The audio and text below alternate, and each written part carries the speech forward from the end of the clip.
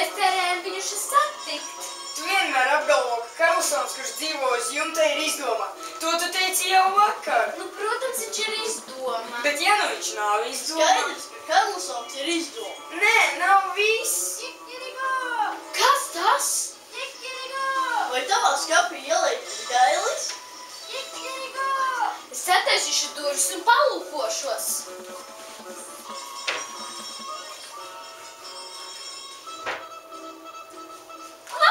Kas tas tāds? Tikai izdomā, mazītiņa izdomā, ka sēž uz plaukta un atpūšas.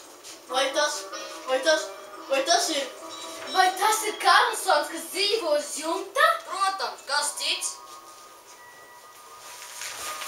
Aizraujoša, interesanta un piedzīvojumiem bagāta grāmata Brālītis un Karlsons, kas dzīvo uz jumta.